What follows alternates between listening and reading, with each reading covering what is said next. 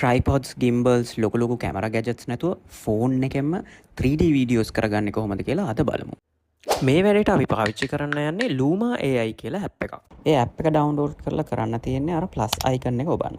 ඊට පස්සේ ඔයගොල්ලන්ගේ සබ්ජෙක්ට් එක ෆෝකස් කරගෙන ඇප් එකෙන් දෙන ඉන්ස්ට්‍රක්ෂන්ස් ෆලෝ කරන්න තියෙන්නේ. පළවෙනි ස්ටෙප් එක ෆ්‍රන්ට් view එකකින් වෙයි බැක් view එකකින් වෙයි සෙන්ටර් වෙලා ඕගොල්ලෝ ප්‍රොඩක්ට් එක ටැප් කරන එක. ඊට පස්සේ ප්‍රොඩක්ට් එක වටේ ඇප් එකෙන් පොඩි බොක්ස් එකක් හදා ගන්නවා. ඒක අපි ඇඩ්ජස්ට් කරගන්න ඕනේ ප්‍රොඩක්ට් එක සෙට් වෙන විදියට. එතනින් එහාට තියෙන්නේ කැමරා එක ඔය පෙන්නලා තියෙන ලයින්ස් වටේ ගානට aim කරගෙන angles 3කින්. ඔය angles 3ෙන්ම තමයි ඒගොල්ලෝ 3D views ටික හදාගන්නේ වෙන වෙන images stitch කරලා. ඔය හැම angle එකක්ම complete වුණාට පස්සේ ඔයාට ඔය වීඩියෝ එක upload කරන්න පුළුවන්. ඒක upload කරාට පස්සේ ඒගොල්ලෝ automatically ඔය 3D render එක කරලා ඕගොල්ලන්ට මේ විදියට මේ product එක output කරලා වීඩියෝ එකක් විදියට දෙනවා.